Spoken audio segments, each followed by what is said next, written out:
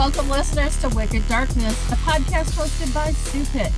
We're a local paranormal group from Racine, Wisconsin that explores haunted homes, businesses, and all things that go bump in the night here in Southeast Wisconsin and in the Midwest. We like to discuss places we have investigated, hauntings from around the world, true crimes, cryptids, and more. I'm Kevin, one of your hosts with Wicked Darkness and a member of Supit. And together we are going to guide you through a deep dive to the origin of the most notorious written figure in history. If you're just joining us, welcome. We have been on a journey the last few months around the globe from Japan to Mexico to Ireland. And tonight we thought we would talk about one of the darkest literary figures. Tonight we'll be discussing Vlad the Impaler, a figure cloaked throughout the ages in mystery, horror, and maybe a little romance. So, Kevin, we're going to talk about the legends of the Vlad Impaler. So, can you tell us, Vlad's reputation is way more complicated than people realize. Who was Vlad, and why is his story so complex? So we will talk about the origin of Vlad. And Vlad was born in 1431 in former Transylvania, which is now Romania. His cruel methods of punishing his enemies gained notoriety in the 15th century Europe. Vlad was the second of four brothers born into the noble family of Vlad II Dracula. His sobriquet, or nickname, Dracula, meaning son of Dracul, was derived from the Latin Draco, or dragon, after his father's induction into the Order of the Dragon, created by Holy Roman Emperor Sigismund for the defense of Christian Europe against the Ottoman Empire. He did this type of torture on foreign and domestic enemies alike. Notably, as he retreated from a battle in 1462, he left a field filled with thousands of impaled victims as a deterrent to pursuing Ottoman forces. So, we're talking about the Ottoman Empire. What did the Ottoman Empire want? Why was the land so valuable? So the land was founded originally in 1299 by Osman I in Anatolia. The Ottoman Empire was a major Islamic superpower that lasted for over 600 years until 1923, bridging East and West. At its peak, the 16th to 17th centuries, it controlled vast territories across southeastern Europe, Western Asia, and North Africa. Many leaders grew the empire over the 600 years and were led by many Turkish leaders and nobility. The Ottoman Empire's primary goals evolved from rapid expansion driven by the ideology of Ghazwa, which was a holy conquest, to secure land and power across the Balkans and Middle East, to long-term survival, modernization, and territorial preservation in its later centuries.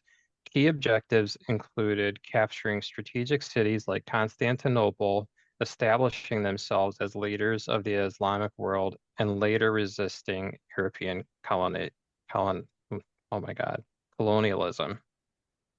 Heather, was Vlad seen as a hero to his people, and what led to his downfall? So, Vlad the Impaler, or Vlad III Dracula, has a deep, albeit mostly legendary and literary connection to the paranormal, primarily through his transformation into the fictional vampire Count Dracula. While there's no historical evidence that Vlad was a literal vampire or dabbled in the supernatural witchcraft, his reputation for extreme cruelty and the Draculia, son of the dragon or devil, named fueled centuries of myths that blurred the lines between history and horror. Vlad the Impaler was ambushed by the Ottoman patrol and killed in 1476 north of present-day Bucharest, Romania. He was reportedly decapitated and his head was sent to the Sultan in Constantinople as a trophy.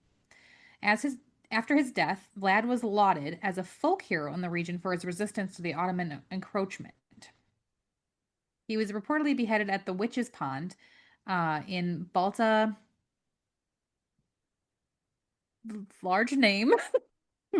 Vrajrolier. Sorry if I don't know how to say that. You say Somewhere your in name Romania. fluent in Romy. Unfortunately, I skipped that chapter, I think.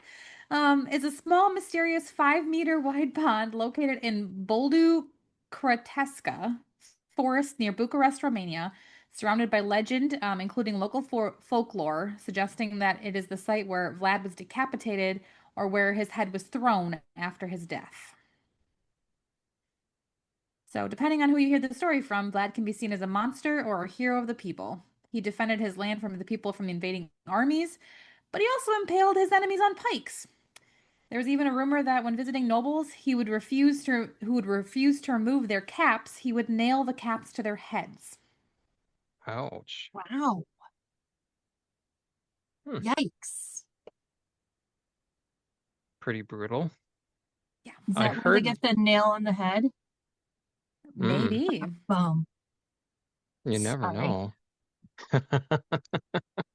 I'm here all night, guys. So you got to have some humor sprinkled in, right? Right. And head on a pike, there's always that threat, I'm going to put your head on a pike. I mean, it's That's here. definitely, He's talking about definitely where putting they. enemies on pikes. Yeah.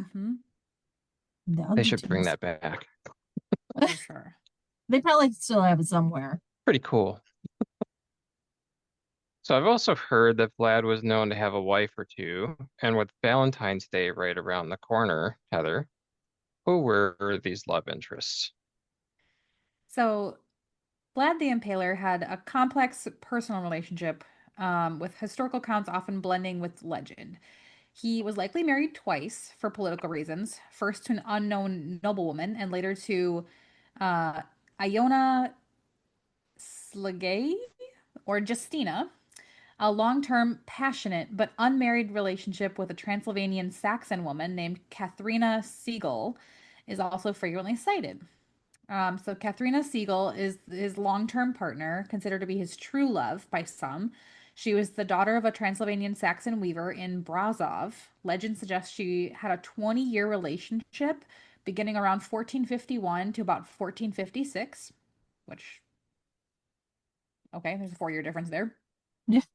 And they allegedly had 5 children. She is said to have stood by him throughout his reign.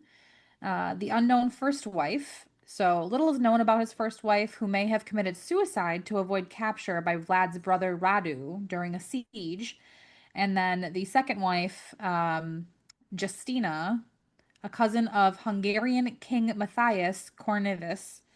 She married Vlad around 1474 to 1475. This was likely a strategic marriage aimed at gaining political support and securing his release from captivity. And then there's also another woman named Anastasia Maria Holzanska. She is sometimes mentioned in alternative or fictionalized accounts as a potential first wife, but there's no actual proof. So 5 kids. I have a question though. So is Katrina, is she like the mistress? Because I feel like it's a different time and a different system of things, so perhaps it was okay to have more than one wife or lover at the time without cultural and societal backlash. okay. I was just wondering because that's kind of what it sounds like she was a mistress. Because these other one, because she's coming from, somebody that isn't of noble birthright. Well, and I was thinking, like, when I was reading through this, you know, this unknown first wife possibly committing suicide to avoid capture. Maybe there was a strategic reason for them to not be married as well, so she didn't become a target politically. Mm-hmm. Hmm. So, Okay. Say Sorry. the Ottomans had harems and stuff too, so it wasn't uncommon to have, at least in certain circles, to have multiple or many women in your life. Maybe not all wives, but right. you had harems. Right. I mean, they did live in a castle and there's many rooms, so Yeah. she might not even run into the other one. I mean, who May not have knows? even ever saw her. Right. Different doorways. I don't know. But they did have 5 kids together. So there's got to be more descendants that have come forward. Maybe even a famous sparkly vampire of our own. Um, Heather, is there more lore to any descendants? Yeah, so several individuals, most notably King Charles III of the United Kingdom, are documented as descendants of Vlad the Impaler. Though his great grandmother, Queen Mary of Teck, King Charles can trace his lineage back to Vlad the Impaler's family line, often citing as being the 16th great grandson. King Charles III is known to be quite proud of his connection, referring to Transylvania as a national treasure and having purchased properties there. The connection is frequently traced through Vlad the Impaler's half brother, Vlad the Monk, or via marriages involving Transylvanian nobility, such as Princess Claudia Rady von Kiss-Reed. While direct unbroken male line descendants are difficult to prove over 500 plus years, genealogical research links the British royal family and other European noble lines to the Basibarb dynasty, to which Vlad III belonged. Often, while mentioned in trivia, other potential connections, including through actor Robert Pattinson, who played our most famous sparkly vampire, Edward Cullen, are typically traced through similar indirect royal or noble lineage studies. Well, you know, the British family was supposed to have that blood disorder too. Yeah, Could it That's be right. from Vlad? perhaps. Maybe. I mean, the nobility did like to chop people's heads off as well, so maybe that was a little bit of karma. Right, right.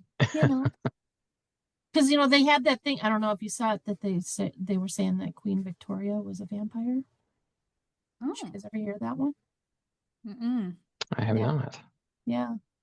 There was some I saw. It was like because of the blood disorder that they had that they were claiming that she was actually a vampire. And it's kind of funny if anybody ever watched Doctor Who, they actually do an episode with Queen Victoria, and that comes up in that too. That's what made me think of it. Interesting. Yes, I watch Doctor Who. Okay, yes, I'm We that gotta, nerd. I was gonna say, we gotta have Great a little show. nerd occasionally. It's okay.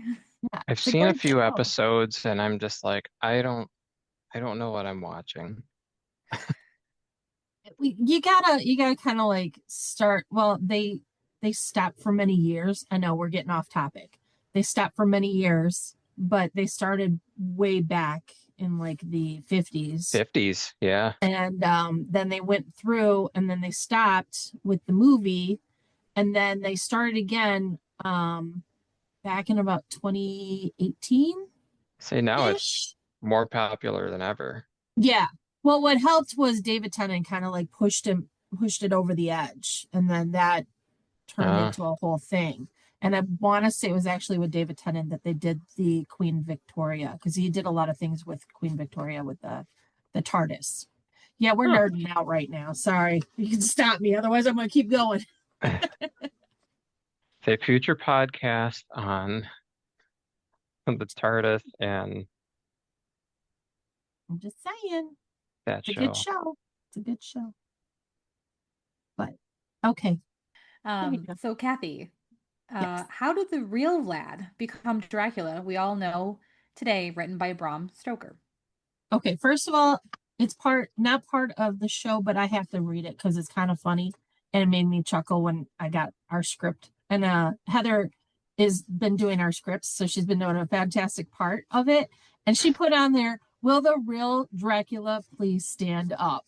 All right, so Bram Stoker, as we all know, he read about Vlad's bloody history in 1890s, linked the name Dracula with the notorious warlord, and created a vampire lord um, with his own castle in Transylvania, which, yes, you can go to. His novel Dracula has become one of the most influential and well-known works, both vampire fiction and English literature. Count Dracula is also ranked almost the most depicted fictional character in the Victorian era, with over 700 adaptations. So the significance of the novel is its direct impact of subsequent vampire-themed works led to Stoker being popularly regarded as the father of vampire fiction. And as we all know, there's lots of movies out there. Currently, there's a Dracula movie out. I didn't know that until we were doing this. But I think with the whole vampire Dracula thing, it romanticized him in a way, I guess. Just by the way that the story was told. So it's not where he's like the just go out and kill everybody. They do have a show that had something to do with that, and I can't remember off the top of my head what the show was actually called. It was Dracula something, but it was basically him going through. They had a movie and they had a show. I believe the movie was with what is his name? Luke Evans. He goes back and does like the whole Vlad the Impaler portion of it and shows like the war side of him. And then there's a show that shows like the war side of him and then how he becomes Dracula. So I don't know if you guys have ever seen the show or that movie with Luke Evans in it, but highly recommend it. It was great to see that part of it. Again, was Vlad the Impaler's life the stuff of nightmares, or was he just a misunderstood man who was just trying to survive? I've watched so many Dracula movies. I would say, from what I've surmised, it feels like he was just protecting his empire, mm-hmm. you know? And I think he was trying to survive. Right. I agree. I think he was trying to, like all things back in the day, family, when especially, you've got the firstborn son and the secondborn son, they fight to, try to take over because they don't want, nowadays they don't do it, but back then there was like that power trip. So I think he had to do stuff to keep himself relevant and protect himself and his country and stuff like that, his empire. And there's two huge elements of vengeance too, because he was handed over to the Sultan as a kid, because there was a guarantee that his dad was going to abide by the Sultan's rule. Then his dad and brother were assassinated. So probably a big vengeance is mine sort of scenario where he's going to take action. Right. And look what happened anyway. He he had been assassinated as well. But you're right. There's the point that he is going and doing that revenge, that you killed my father and my brother, and eventually he gets assassinated. But I don't know, he just seems to be the type of person that's just gonna do what he has to do to survive. And maybe that's where the saying back, comes from, kill or be killed. I was just thinking that. I was like, kill or be killed. But also, like, we kind of connected with the, hit the nail on the head. The nail on the head. Yeah. That's right. I think that's more reference of the actual nail than someone had, I'd hope. I mean, it does keep the head and the hat connected, but killing the person in the meantime, because they didn't have small nails, they had large nails back then. Right. But he also has to show that he's in power, like he's showing his dominance. You come in here and you disrespect me, I'm going to, take action because now you think I'm a pushover. Well, I can't be a pushover and run an empire. It's just not going to happen. Take action and then set an example. by putting Right. them up on the pike. Well, and he had 5 kids too. So, I mean, he had a family that he's trying to protect as well, and multiple wives throughout the years and a possible mistress. But I mean, he had a family to take care of. And like any guy, he's going to do what he has to do to take care of his homestead. Yeah. You can't really fault him for that, but I mean, it wasn't even his homestead either. I mean, if he was a leader of an area, there were people who were depending on him as well, so they didn't lose crops or livestock or their way of life as well because there was an encroaching army coming in, and the Ottoman Empire didn't care that, you lived there your whole life. They wanted your land. They wanted to like build their own empire. right. So they had to kind of look to Vlad to like be that person to protect them. Mm-hmm. And there was like that the fact about like during a battle he had left like just the entire field full of just decapitated people on pikes and just like walked away. Not my problem. Not my circus, Right. not my monkeys. I'm out. You can clean up, type thing. Yeah. Yeah. But how much of that was an intimidation move too? Right. You come I on could my see way. why. So the most accurate story of Vlad that I think I've ever seen is on Netflix. It's called Rise of the Empires Ottoman.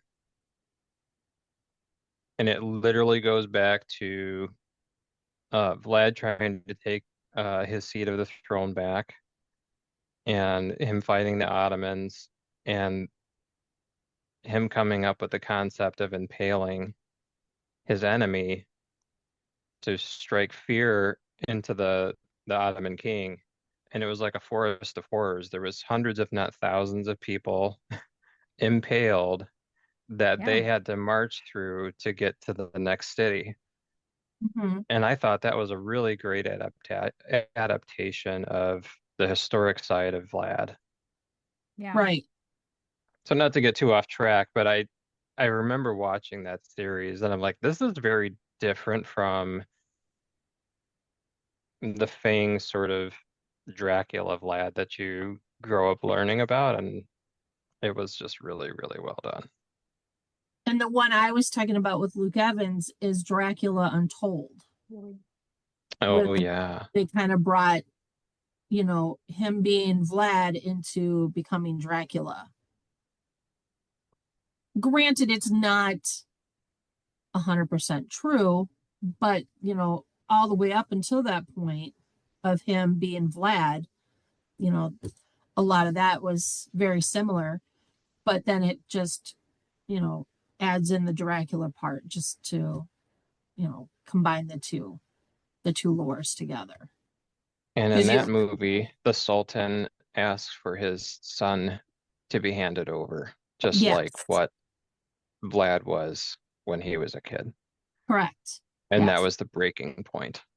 yes, because it's like we're not doing this again, Yeah, type thing. Yeah, that was a fantastic movie. it was. So if you guys haven't seen any of these, please look them up. They're really good movies and shows, and just the whole thing. And I know we kind of talked about it, the whole the Vlad thing. It just kind of like popped into my head, like we really need to talk about Vlad because he is like he's a scary man, but he's also a romantic side to him. There's that romance in there because he did love these women, or at least one of them he definitely loved because they had the children. They had 5 kids. 5 kids. Never Yeah. married the 20 years. woman. Yeah. Yep.